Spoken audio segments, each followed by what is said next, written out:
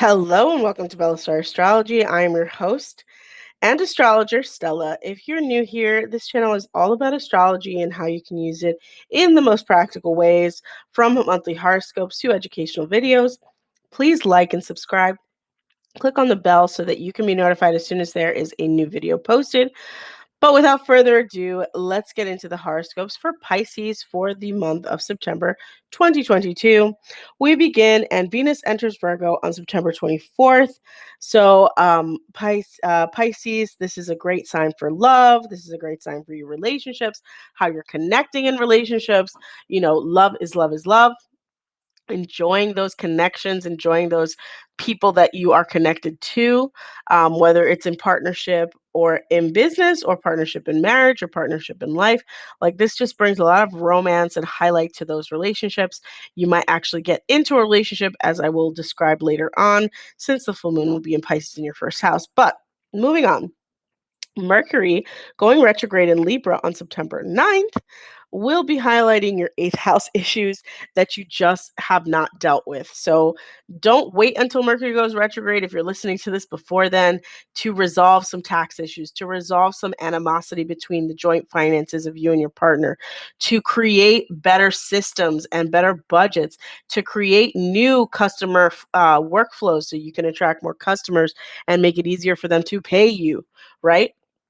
So take advantage of this time before the Mercury retrograde, because whilst Mercury is in retrograde, all things that could go wrong will go wrong. That's just the rule with Mercury retrograde. What you want to make sure is that you have all your P's and Q's in line, whether you are getting into contract before and now you're reevaluating the contract once Mercury goes retrograde and you're like, is this really fair? Am I making enough money, etc.?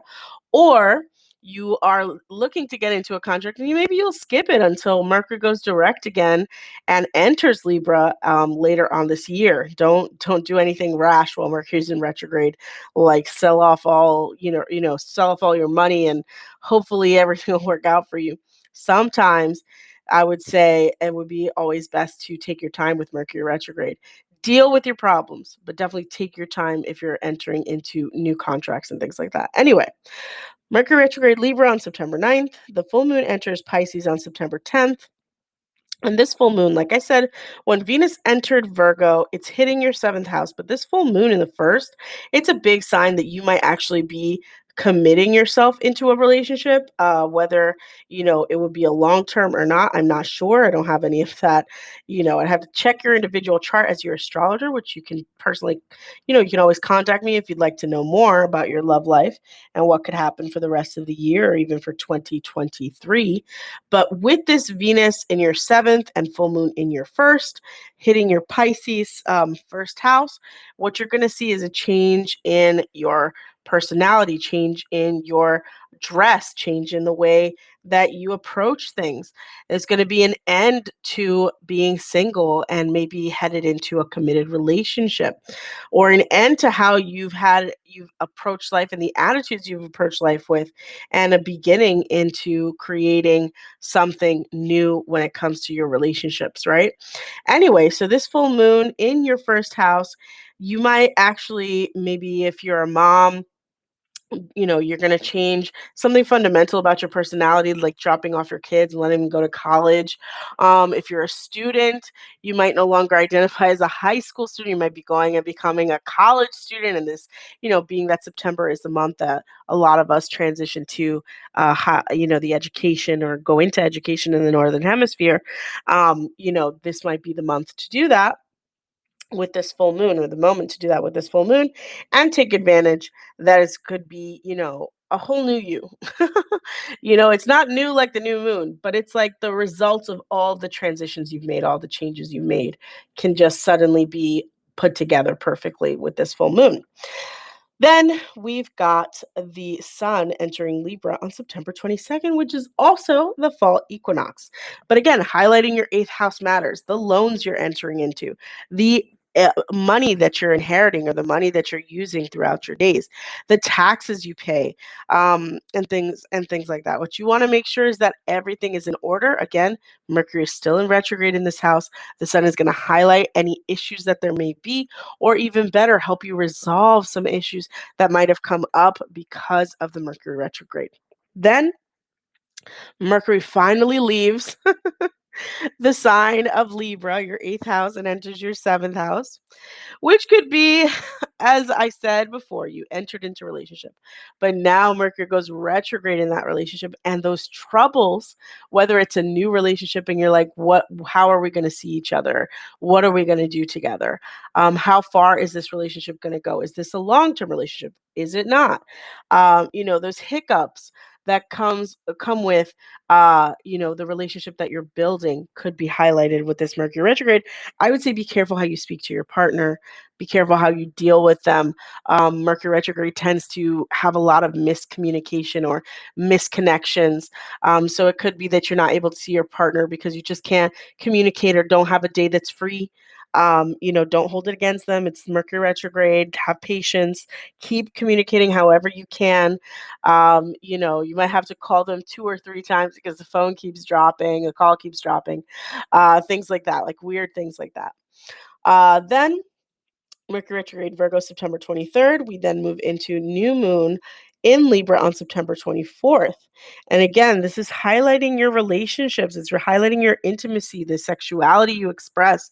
And it could be within this new relationship that you are expressing yourself in a new sexual way, in a new fundamental way that's outside of, how you've had intimacy before. So this new moon could really help you to decide, like, what are you comfortable with? How are you comfortable with approaching your sexuality as you're changing into, transitioning into adulthood, transitioning to singlehood, transitioning the way that you've been approaching life.